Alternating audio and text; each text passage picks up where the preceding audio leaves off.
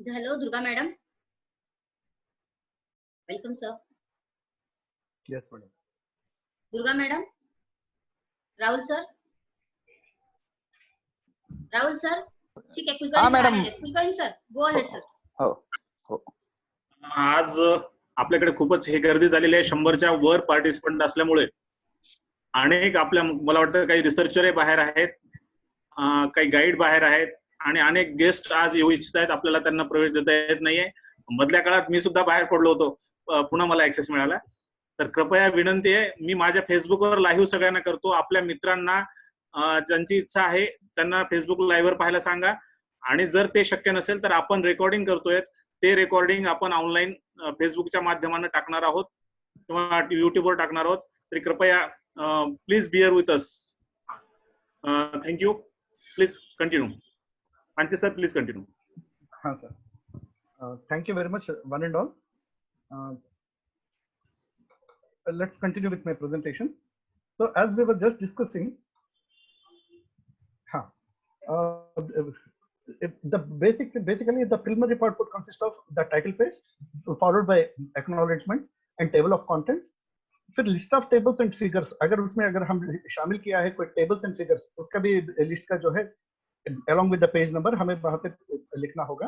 And if it's a research paper, obviously it's going to contain a title, and if there is any subtitle also, even that is also needs to be mentioned. Author's name and affiliation. Affiliation के विषय में आमतौर पे confusion होता है. Affiliation का मतलब आपका डिजिग्नेशन नहीं है. हो सकता है आप सभी लोग इस बात को ऑलरेडी जानते भी होंगे, लेकिन कई लोगों के संबंध में मैंने देखा है कि एफिलिएशन की जगह पे वो अपना डिजिग्नेशन लिखते हैं. HOD डिपार्टमेंट ऑफ इंग्लिश या एसोसिएट प्रोफेसर सोशियोलॉजी ऐसा लिखते हैं. Affiliation is not your designation nor the department to which you belong. Affiliation is to which institution you are affiliated to.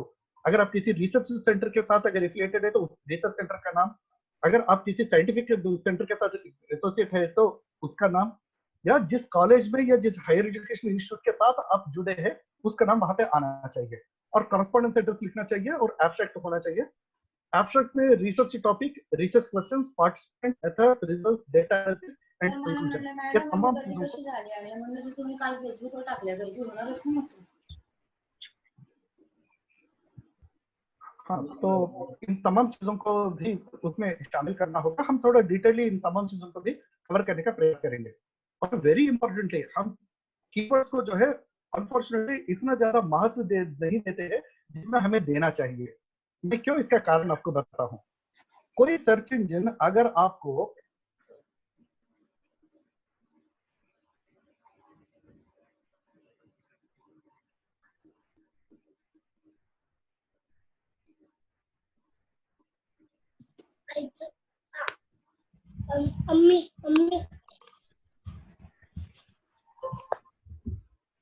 Hello hello hello, काय झालं. Hello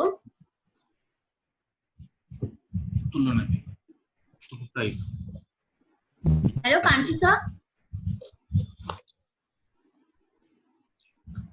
Yes,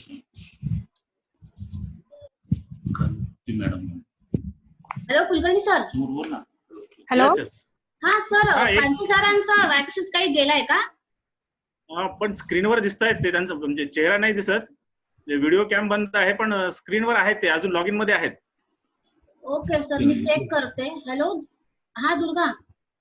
Kanchi sir काय issue दिसत नाहीये.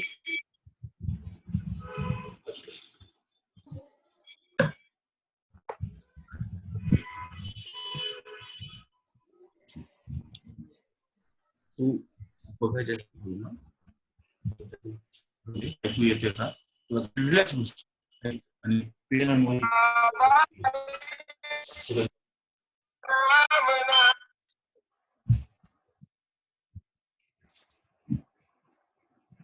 Important वाटलं तुला.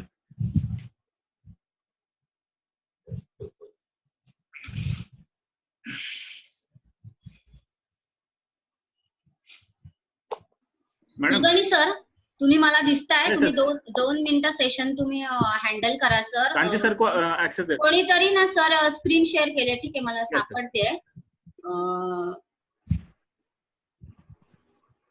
सर मी रिमूव्ह केलंय. हा. आता सर कांची सर बघा ना, येत आहेत का ते? मॅडम हे आणि सर, निलेश येतो नागरे, फ्रॉम नाशिक जे आहेत ना, ते स्क्रीन शेअर करतात मॅडम. ओके, निलेश नागरे. हा, ओके, हा, आय त्यांचं will check name. Durga madam please handle करा ना, तिथे इन्स्ट्रक्शन्स द्या प्लीज. नाही, काही प्रॉब्लेम नाहीये. तुम्ही फक्त ऍक्सेस द्या, कांची सरांना ऍक्सेस द्या. Okay sir, no problem. Okay sir, पाहते मी. सर्व पार्टिसिपंट्सने इथे लक्ष द्यायचंय, कुणीही स्क्रीन शेअर करायची नाहीये. आपल्या रिसोर्स पर्सनला आपल्याला समोर घ्यायचंय, त्यामुळे सर काहीच अवेलेबल दिसत नाहीये, त्यामुळे तुम्ही स्क्रीन शेअर सर्वप्रथम सर्व पार्टिसिपंट्सने थांबवायची आहे, माईक म्यूट करायचे, व्हिडिओ ऑफ करायचे. ही मीटिंग आपली फ्री वाली मीटिंग आहे, त्यामुळे आपल्याला या सगळ्या गोष्टी करणं भाग आहे. ठीक आहे, त्यामुळे प्लीज सहकार्य करा. आपलं सेशन अतिशय सुंदर चालू होतं आणि जर तुम्हाला लॉग इन करता येत नसेल, तुमच्या लॉग इन करता येत नसेल, तर तुम्ही कुलकर्णी सरांच्या फेसबुक सर पेजवर त्यांना फोन लाईव्ह करता का sir? Kulkarni sir, hello Kulkarni sir.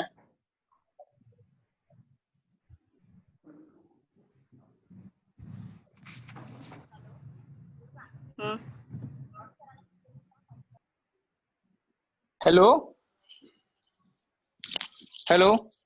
हा, Rahul Barate sir, please handle the situation. Kanchi सरांना मी ऍडमिट करते. करा ना, मॅडम. करा. Hello madam. हा, बोला राहुल सर, बोला तुम्ही. सर ऐका ना, काय जे लोकांना दिसत नाही त्यांना सगळ्यांना मेसेज पाठवलेत की तुमची फेसबुक लाईव्ह हे का, तर त्यामुळे इश्यू होतोय, बाकी काही नाही प्रॉब्लेम. नाही, फेसबुकवर बरेच जण आले होते माझ्या, आता मी थोडंच थांबलोय. बर. जवळपास 10-12 पार्टिसिपंट आलेले होते फेसबुकवर. बर. अजून एकदा आपण चालू झालं की जाऊयात फेसबुकवर. हो, चालेल. हो. प्रीतम मॅडम, सरांना चालू करायला सांगा. कांची सर दिसत नाहीयेत सर. कुलकर्णी सर कॉन्टॅक्ट करताय कांचिक सरांची? ओके, मला अपडेट करा सर, मी माझा इथला माईक ऑफ करते. हो, चालेल. कुलकर्णी सरांचं जसं बोलणं झालं की मी सांगतो, नाही तर सर सांगतो.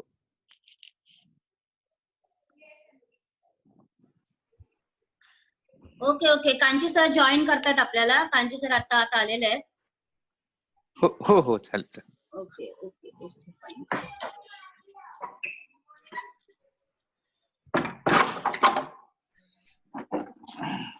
Hello. हाँ sir, please continue. Sorry, there was some technical issue. I was thrown out of the meeting. ऐसा मुझे कुछ message आया कि the host has rejected you. You will be reconnected shortly करके. So I express my regrets. Let's continue with my presentation. As we have been discussing, the important aspect would be in respect of the keywords. The significance of keywords is due to the fact that search engine जो है उसका जो crawler जो होता है keyword के आधार पर ही आपका अगर कोई रिसर्च आर्टिकल अगर वो सूटेबल होता है वो सर्च के जो क्वेरी को तो उसे पेश कर सकता है. तो इसलिए हमें कीवर्ड्स लिखते समय बहुत सोच समझ के हमें कीवर्ड्स लिखना होगा.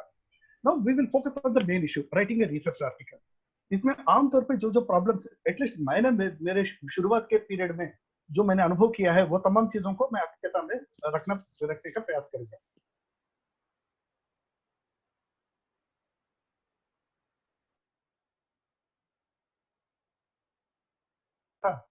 देन अननोइंगली मैंने उसके बाद फुल स्टॉप ऐड किया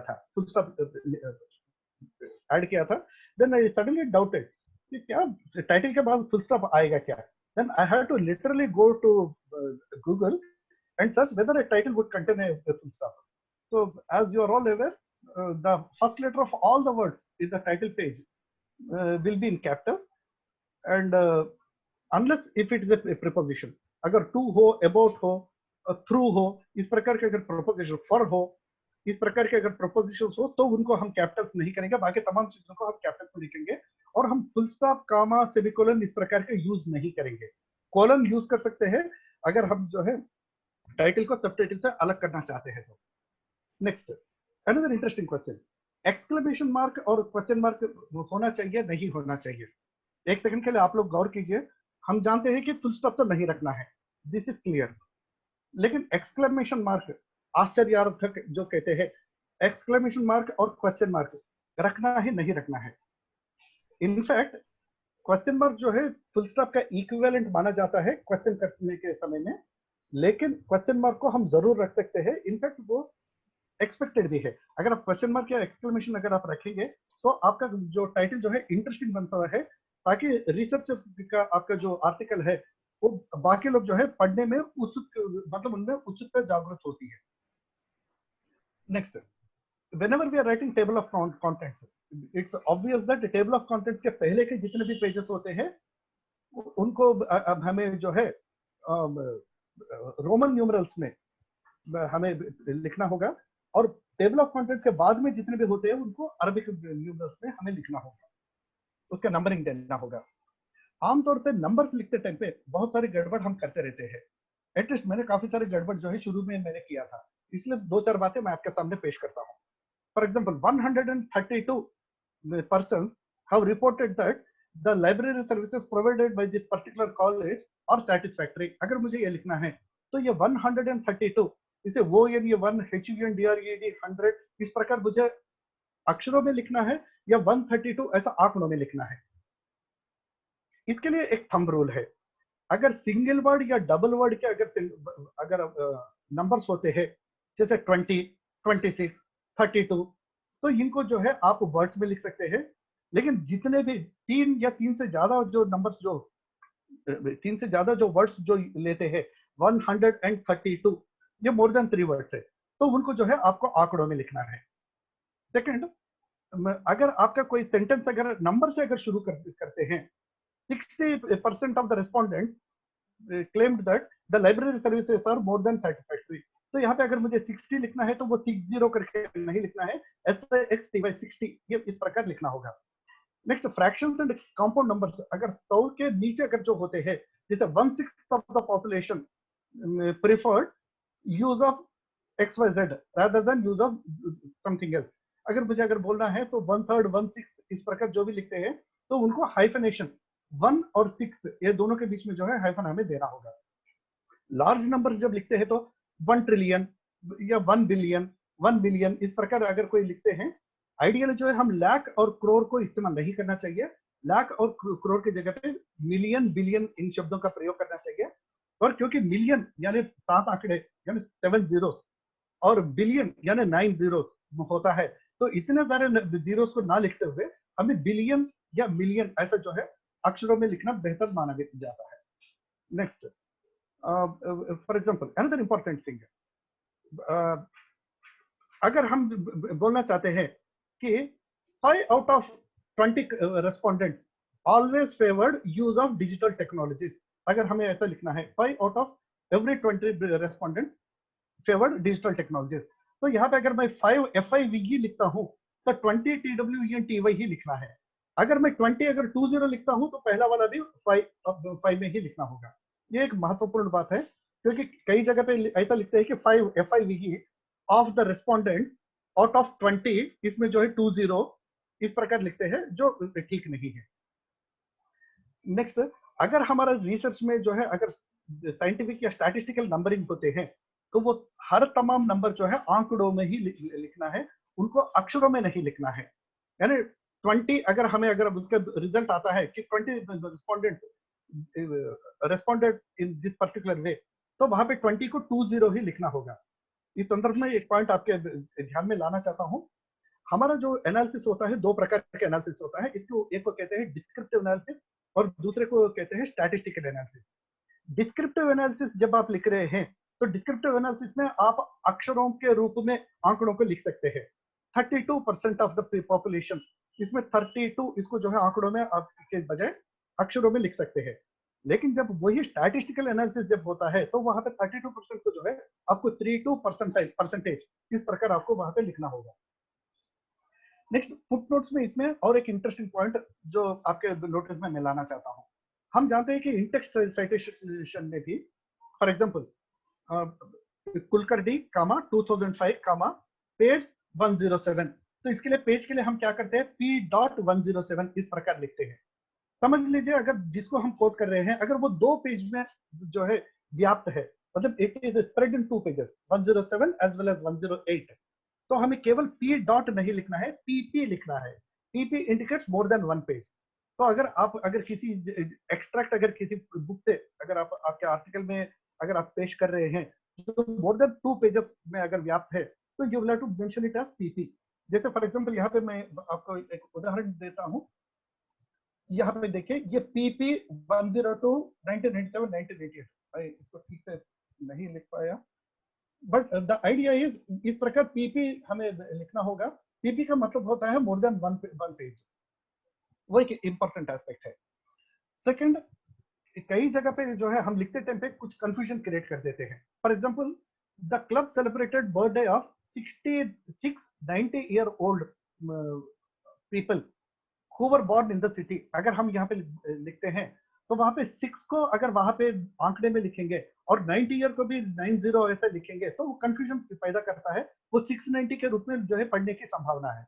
तो इसलिए ideally what we will have to do is the first numeral will have to be written as SIX and the remaining number 90 years जो है उसको 90 में लिखना ज्यादा उचित होगा। Next we will focus on other important aspects also.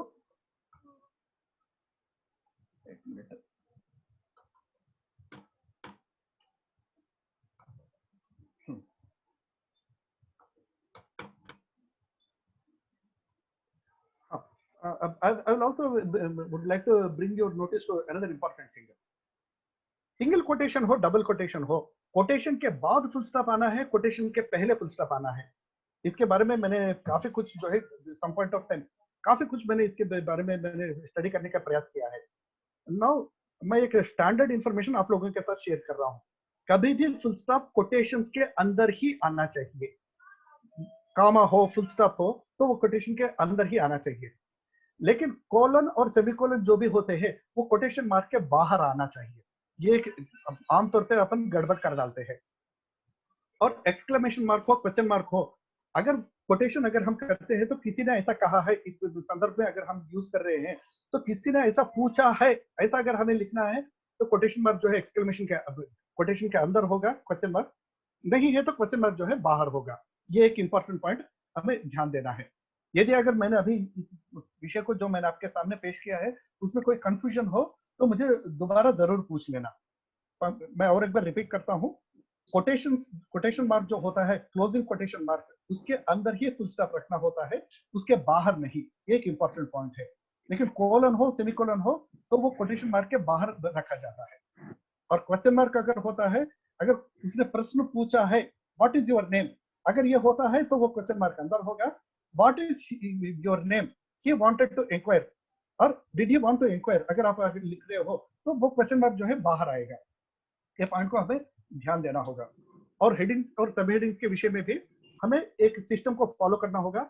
Main heading के नीचे जो है सब हेडिंग जो होता है उसको जो है हमें थोड़ा टैब देके अंदर देना होगा और मेन हेडिंग से भी छोटा साइज में होगा। और फिर उसके बाद जो है और सब हेडिंग होता है तो 1.1.1 और उसमें अगर सेकंड नेक्स्ट पॉइंट हो तो 1.1.2, इस प्रकार जो है हेडिंग और सब हेडिंग को जो है ऑर्डर में सीक्वेंस में हमें पेश करना होगा। और जब भी सीक्वेंस को पेश करते हैं तो टैब और सीक्वेंसिंग जो हम जो इंडेंट जो लेफ्ट साइड में जो दे रहे हैं इसके ऊपर हमें ध्यान जरूर देना होगा। नेक्स्ट, जहां तक मेन बॉडी का सवाल है, इसमें ऑथर का ओरिजिनल कंट्रीब्यूशन होता है, रेफरेंस मटेरियल होता है, कंक्लूजन होता है। इसमें एक इंपॉर्टेंट प्रोसीजर है हमारे रिसर्च में। मुख्यतः particular library and information science की बात अगर हम कहते हैं तो मुख्यतः 2 प्रकार के जो है रिसर्च टेक्निक्स को हम अपनाते हैं। एक जो है डिस्क्रिप्टिव मेथड जिसमें हम जो है सर्वे टेक्निक को इस्तेमाल करते हैं, दूसरा जो है थोड़ा कम मायने में एक्सपेरिमेंटल मेथड या साइंटिफिक प्रोसीजर। जिसमें जो है हम एक्सपेरिमेंट करते हैं। अगर हम एक्सपेरिमेंटल मेथड को अगर हम अपनाया है तो ये IMM-RAD ये जो स्टैंडर्ड है, इस स्टैंडर्ड को हमें जरूर यूज करना होगा। IMM-RAD जो है एक एक्रोनिम है, ये एक्रोनिम में ही IEEE हो या CHA हो, यानी काउंसिल ऑफ साइंस एडिटर्स, इस प्रकार के जितने भी जो स्टैंडर्ड्स है तो वो IMM-RAD में आपको जो है आर्टिकल को सबमिट करने का अपेक्षा रखते हैं। बेसिकली IMM-RAD ये होता है कि उसमें स्ट्रक्चर ऐसा होता है, मेन बॉडी का introduction, material, methods, results and discussion, इस प्रकार इसे हमें इतने सेक्शंस में हमें तोड़ना होता है। The end part obviously is going to contain the references, bibliography, appendix. If at all there is more than one appendix, it will be called appendices. These are the things that will constitute the end part of our presentation, our research article or the research report.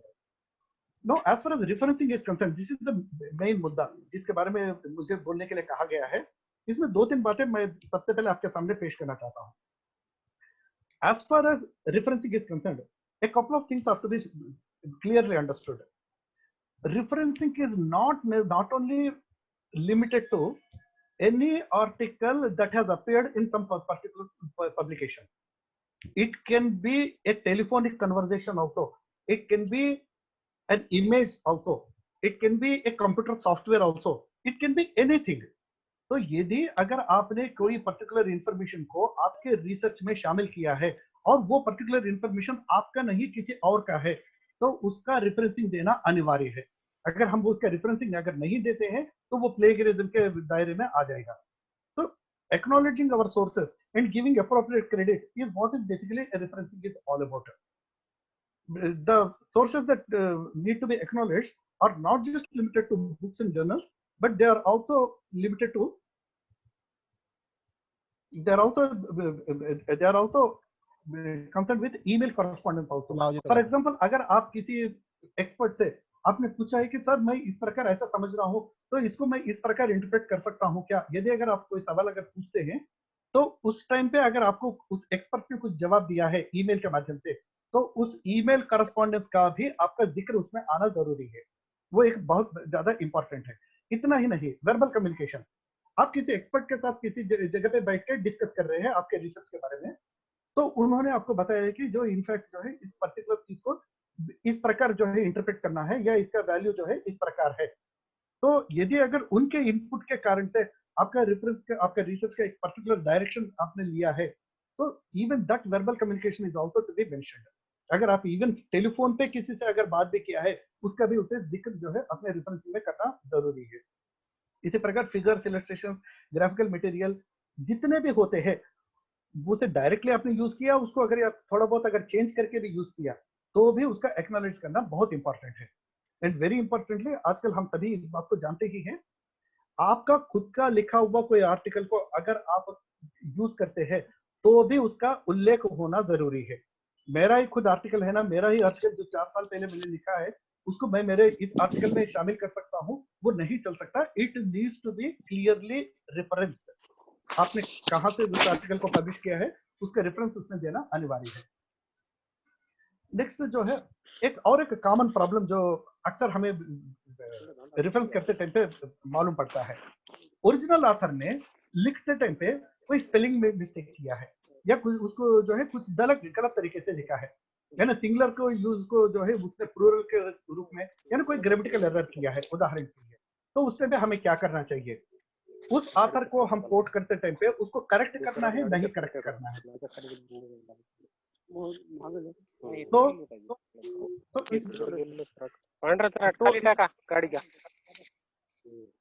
हाँ, तो इस विषय में मैं आप सभी लोगों के सामने ये लाना चाहता हूँ कि ओरिजिनल ऑथर अगर यदि कोई अगर उसने कुछ गलती की है, तो आपको बदलना नहीं है।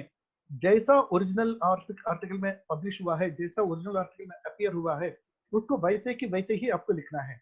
लेकिन उसका मतलब ये होता है कि आपने भी उसको उसके तरफ ध्यान नहीं दिया, उस एरर को आपने भी नहीं पहचाना। इस प्रॉब्लम से बचने के लिए आपको क्या करना चाहिए? जहां एरर एंड होता है उस जगह पे ब्रैकेट ओपन करना है और वहां पे SIC ऐसा लिखना है। सिक कहते हैं इसे, SIC सिक का मतलब होता है, ये लैटिन वर्ड है, इसका मतलब होता है उस प्रकार इस्तेमाल किया गया है, thus used by the original author।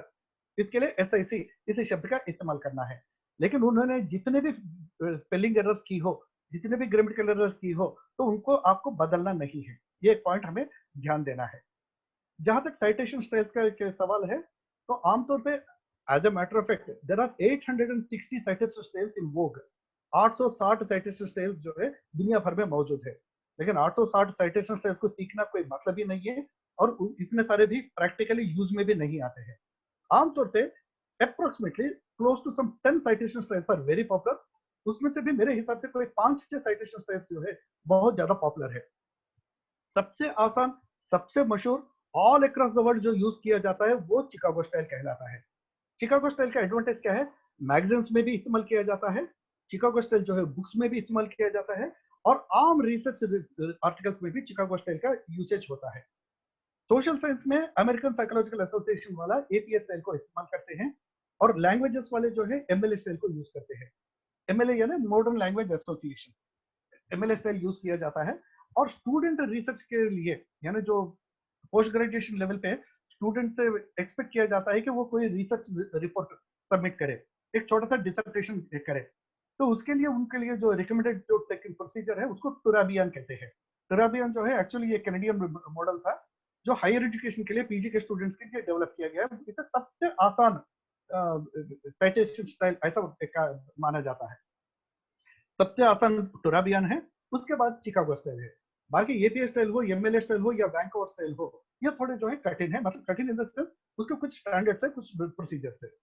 Vancouver style जो है जहां पे हम जो है सुपरस्क्रिप्ट देखते हैं, यानी फॉर एग्जांपल वहां पे ब्रैकेट में ऑथर का नाम और ईयर का नाम ना होते हुए वहां पे यदि अगर हम सुपरस्क्रिप्ट में देखते हैं, जैसे 1 2 3 4 इस प्रकार अगर हम देखते हैं, तो वो वैंकूवर स्टाइल है। IEEE भी वैंकूवर स्टाइल की तरह सुपरस्क्रिप्ट का इस्तेमाल किया करता है, यानी बॉडी के टेक्स्ट में जहां जहां साइटेशन का जो है गुंजाइश होती है वहां पे वो सुपरस्क्रिप्ट में नंबर लिखते हैं 1 2 3 4 करके। उस 1 को जो है आप आखिर में रेफरेंस में जाके अगर चेक करेंगे, वो 1 जो है उस पर्टिकुलर रेफरेंस का करस्पॉन्डिंग जो है रेफरेंस लिंक होता है। इन चीजों को हमें ध्यान देना होगा। जहां तक चिकागो स्टाइल है, जैसे मैंने आपको अभी कहा है, it's a common style used in everyday publications like magazines, newspapers and books. It is the probably most widely used citation style. ये पे स्टाइल जो है सोशल साइंसेस में, यानी जितने भी सोशल साइंसेस के दायरे में आते हैं, हम सब जो है ये पे स्टाइल का इस्तेमाल करते हैं। CSSL council of science editors करके एक एडिटोरियल बॉडी है अमेरिका में, वो फिजिकल साइंसेस के पर्टिकुलरली और कभी कभी इवन इन बायोलॉजिकल साइंसेस भी CSE स्टाइल में जो है आर्टिकल्स को एक्सपेक्ट करते हैं। ACS जो है आप जानते हैं, जो केमिकल सोसाइटी जो है, अमेरिकन केमिकल सोसाइटी, वो केमिस्ट्री के लोग जो है ACS स्टाइल को इस्तेमाल करते हैं। अमेरिकन मेडिकल एसोसिएशन वाला AMS स्टाइल को जो है मेडिकल साइंसेस वाले और बायोलॉजी के लोग जो है इस्तेमाल करते हैं। वैंकूवर स्टाइल भी जैसे अभी मैंने आपसे कहा है, मेडिसिन और हेल्थ और बायोलॉजिकल साइंस वाले यूज करते हैं। हाँ, अनदर थिंग, लॉ वाले जो यूज करते हैं उसे ब्लू बुक कहते हैं।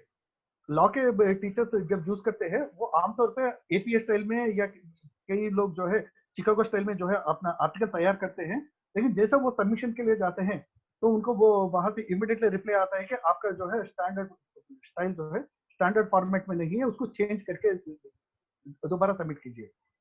तो वो जनरली वो कंफ्यूजन में पड़ जाते हैं और उनके लाइब्रेरियन के पास आके पूछते कि सर कौन से फॉर्मेट में इसे सबमिट करना है। Please remember, if the author is author concerns with publication in law related activity, law related domain, उनको जो है ब्लू बुक करके एक स्टैंडर्ड है, उसको इस्तेमाल करना होता है। MLA स्टाइल हम जानते हैं, जितने भी इंग्लिश, उर्दू, मराठी, तेलुगु इस प्रकार के जितने भी लैंग्वेजेस वाले जो पब्लिश करते हैं तो वो MLA स्टाइल में यूज करते हैं। Turabian is the simplest style. Citation rules के संबंध में बात करते टाइम पे दो चीजों को हमें ध्यान देना होगा। साइटेशन दो हिस्सों में होता है, ये सबसे पहले इस विषय में हमें क्लैरिटी होनी चाहिए। एक हिस्सा है जो इन टेक्स्ट साइटेशन कहलाता है, यानी आपके आर्टिकल के बॉडी में ऑथर का जो आपने उल्लेख किया है उसे इन टेक्स्ट साइटेशन कहते हैं। इन टेक्स्ट, INTEXT, इन टेक्स्ट साइटेशन कहते हैं। दूसरा जो है उस इन टेक्स्ट साइटेशन जो है केवल बहुत छोटा सा होता है, जैसे फॉर एग्जांपल मैंने जैसे बोला है पाटिल, 2009, यानी ऑथर का नाम और ईयर ऑफ पब्लिकेशन, सिर्फ ये दो ही उसमें मौजूद है। लेकिन उसका एलाबोरेशन आखिर ये पोर्टल 2009 में कौन सा आर्टिकल पब्लिश किया है उसे अगर मुझे Hello? देखना हो तो मुझे रेफरेंस लिस्ट में जाना होगा. Hello Yes, hello madam? Sir, Kanchi sir, sorry to हा. Disturb you sir. ऍक्च्युली 10 मिनिटं राहिली आहेत. पण इफ यू वॉन्ट हा. सर आपण पुन्हा एक कंटिन्यू करू शकतो. तर We you will just extend only for 15 minutes. madam.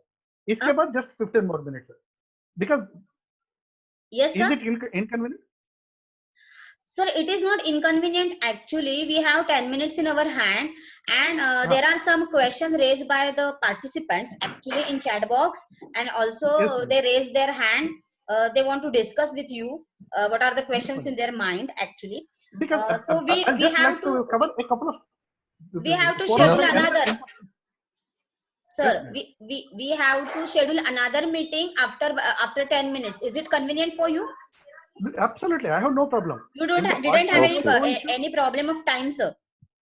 Is No, there no, madam. no issue? Okay. So after 10 minutes, we also rejoin. We all are rejoin madam. you, and Yes, we will madam. discuss on some question answer session. Yes, madam. Okay. Because citation के संबंध में यहाँ पे 2-3 बातें मेरे हिसाब से बहुत important Okay, okay. बातें हैं. वो मैं Okay, sir. लोगों के तक मैं अपने Yes, fellow yes, yes, sir. participants के सर साथ मैं share करना अनाउंसमेंट कर देती हूँ और फिर Yes. आप कंटिन्यू कीजिए. Okay, fine. Yes, madam. माझी सर्व पार्टिसिपेंट्सना विनंती आहे की 10 मिनिटांनी मीटिंग आपली बंद होणार आहे. तर कृपया सगळ्यांनी सेम मीटिंग आयडी वापरा आणि पुन्हा मीटिंग जॉईन करा. आपले जे रिसोर्स पर्सन आहेत डॉक्टर कांची सर, ते तुमचे क्वेश्चन आन्सर्सला आन्सर्स देणार आहेत आणि ते तुमच्याशी संवाद साधणार आहे. तर कृपया सगळ्यांनी पुन्हा मीटिंग जॉईन करा आणि सेशन एन्जॉय करा. Go ahead Kanchi sir. Okay, thank you, madam. So there are two important aspects that we need to understand. Reference के दो भाग होते हैं. पहला भाग जो है जो अपने बॉडी टेक्स्ट जो है उस बॉडी टेक्स्ट में जो उल्लेख होता है उसे कहते हैं हम इन टेक्स्ट साइटेशन, जिसमें आमतौर पे ऑथर और ईयर ऑफ पब्लिकेशन, आमतौर पे ये दो ही बातें होती है. कुछ और भी होते हैं, वो भी हम डिस्कस करेंगे. उसका विस्तार रूप से जो है रेफरेंस में लिस्ट में जो है उसे हम पेश करते हैं, यानी उसका डिटेल्ड डिस्क्रिप्शन रेफरेंस में मिलता है और उसका जो है पार्ट डिस्क्रिप्शन जो है उसका इंटेक्स्ट साइटेशन जिसे कहते हैं उसमें मिलता है. जब हम इंटेक्स्ट साइटेशन जब हम कहते हैं, यानी किसी ऑथर का कोई बयान है, उस बयान को अगर हमारे आर्टिकल में अगर हम लिखते हैं, उसमें दो इंपॉर्टेंट चीजों को हमें ध्यान देना होगा. पहला पॉइंट है डायरेक्ट कोटेशन, यानी अगर किसी ऑथर का जैसा उन्होंने लिखा है वैसा कि वैसा मैं अगर मेरे आर्टिकल में अगर मैं शामिल करना चाहता हूं तो उसको डायरेक्ट कोटेशन कहते हैं. डायरेक्ट कोटेशन तब करना होता है जब मैं ओरिजिनल ऑथर का जैसा का वैसा मोर देन 4 लाइन्स अगर मैं इस्तेमाल करता हूं तो. एपीएस स्टाइल का स्टैंडर्ड है मोर देन 4 लाइन्स. बाकी फॉर एग्जांपल चिकागो स्टाइल में जो है 100 वर्ड से ज्यादा जो है वो चिकागो स्टाइल में बताया गया है. जहां तक अपना एपीएस स्टाइल की बात है तो 4 लाइन से ज्यादा अगर मैं सेम टू सेम अगर मैं उसको यूज करता हूं तो उनको मुझे डायरेक्ट कोटेशन के रूप में उसे लिखना होता है. डायरेक्ट कोटेशन देते टाइम पे कैसे लिखना होता है इस विषय पे हमें ध्यान देना है.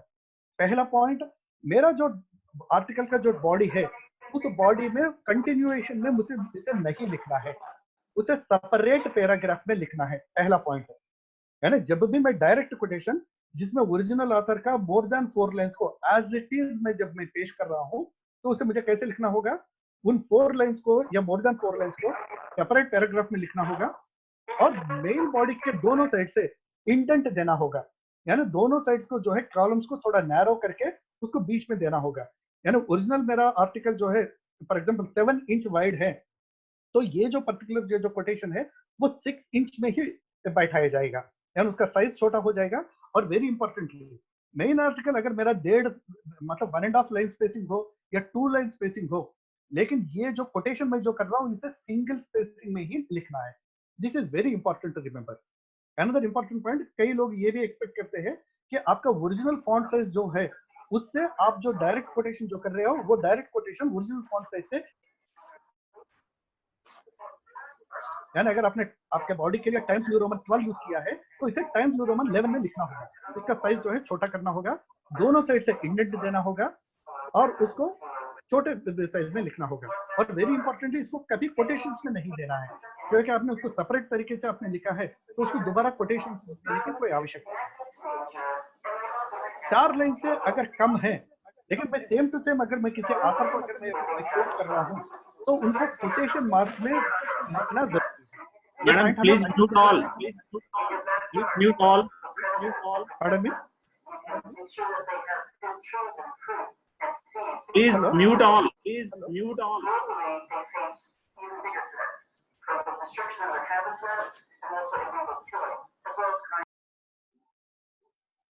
हाँ, so वो एक इम्पोर्टेंट एस्पेक्ट है। सेकंड इम्पोर्टेंट एस्पेक्ट है, आइडियली स्टैंडर्ड ये बताता है कि अगर आप किसी को अगर आप कोट कर रहे होते हैं तो वो कोट करते टाइम पे उनके आइडिया को आप अपनी भाषा में तर्जुमा करके लिखे। यानी अगर मैं किसी ऑथर का, फॉर एग्जांपल कुलकर्णी सर का कोई आर्टिकल है मैंने देखा है, उससे मेरे आर्टिकल में मैं शामिल करना चाहता हूँ उनके उसमें से कुछ आइडिया को, तो मुझे उनका नाम तो मुझे जरूर देना होगा। यानी कुलकर्णी कामा, अगर उनका आर्टिकल 2010 में पब्लिश हुआ है कामा 2010, ये तो मैं जरूर लिखूंगा, लेकिन उनके शब्दों का प्रयोग मैं नहीं करूंगा। मैं उनके शब्दों को मेरी भाषा में उसको तर्जुमा करके उसे मुझे उसको कोट करना होगा। मैं same to same Kulkarni sir को कब मैं कोट करूंगा, मैं उस स्थिति में कब कोट करूंगा जब मुझे लगता है कि उनका एग्जैक्ट स्टेटमेंट बहुत ज्यादा इंपॉर्टेंट है। यानी उन्होंने जो पर्टिकुलर स्टेटमेंट यूज किया है वो अगर मेरे रिसर्च में बहुत ज्यादा इंपॉर्टेंट है तो ही मैं एग्जैक्टली उसको यूज करूंगा। बाकी सिचुएशन में उसको पैराफ्रेज करना होता है। पैराफ्रेजिंग का मतलब किसी के आइडिया को आपकी भाषा में पेश करना। तो प्लेगरिज्म में ये बहुत ही ज्यादा इंपॉर्टेंट है। Unless and until it is very important, किसी भी के भी आइडिया को मैं केवल उसको कोट किया है, उसका नाम मैंने उल्लेख किया तो इसलिए सेम टू सेम अगर यूज कर सकता हूँ, नहीं, वो नहीं चलता है, वो प्लेगरिज्म के दायरे में आता है। तो उसे हर वक्त मुझे उसे जो है पैराफ्रेजिंग करना ही होता है। पैराफ्रेजिंग तब नहीं करना है, एग्जैक्ट कोटेशन, डायरेक्ट कोटेशन उस टाइम पे करना है जब उसका ओरिजिनल ऑथर का वो स्टेटमेंट बहुत ज्यादा इंपॉर्टेंट होता है। वो पॉइंट हमें ध्यान में रखना होगा। पैराफ्रेजिंग को ही समराइजेशन ऑफ फैक्ट कहते हैं। यानी किसी ऑथर ने अगर 10 पेज में, 12 पेज में अगर कुछ पॉइंट बोला है, वो पूरा का पूरा सारांश को आप अपनी भाषा में तैयार करके एक पैराग्राफ में लिखते हैं। रिव्यू ऑफ रिलेटेड लिटरेचर में अक्सर हम ये गलती कर बैठते हैं। जनरली जो चैप्टर 2 में जो रिव्यू ऑफ रिलेटेड लिटरेचर जो हम करते हैं उसमें फॉर एग्जांपल अपने 40 पेजेस का रिव्यू अगर हमने किया है, 40 पेज में अपना खुद का कहना सिर्फ मुश्किल से जो है सब पकड़ के एक जगह पे लाएंगे तो 2 पेज का होता है। बाकी 38 पेजेस जो है ओरिजिनल ऑथर्स का ही पूरा मैटर होता है, जो नहीं करना चाहिए। ओरिजिनल ऑथर को जब भी हम कोट कर रहे हैं तो उसका पैराफ्रेजिंग करना है, अपनी भाषा की इस्तेमाल करनी है, तो ही वो प्लेगरिज्म से वो दूर होता है। अगर ओरिजिनल ऑथर का इतना बहुत ज्यादा महत्वपूर्ण हो तो ही डायरेक्ट कोटेशन अलाउड है। बाकी सर्व परिस्थितियों में जो है ओरिजिनल ऑथर के आइडिया को हमें पैराफ्रेजिंग करके ही रिव्यू ऑफ रिलेटेड लिटरेचर में लिखना है। ये पॉइंट में ध्यान न देने के कारण से अक्सर जो है हम प्लेगरिज्म के रिपोर्ट में मोर देन 20%, मोर देन 30% में आ जाते हैं। फिर दोबारा हमको बताया जाता है कि ये सब जो है आपको दोबारा लिख के लाना होगा।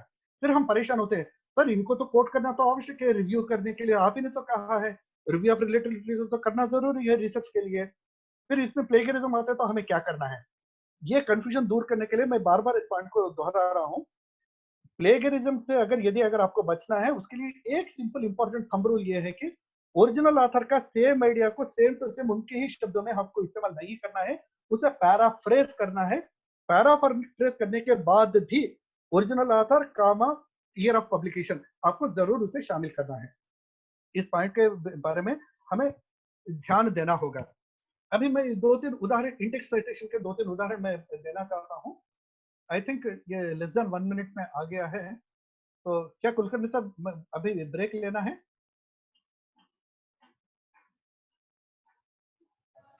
Continue sir, continue. हाँ, कंटिन्यू कर सकता हूँ। Okay, good. हाँ, कंटिन्यू करिए।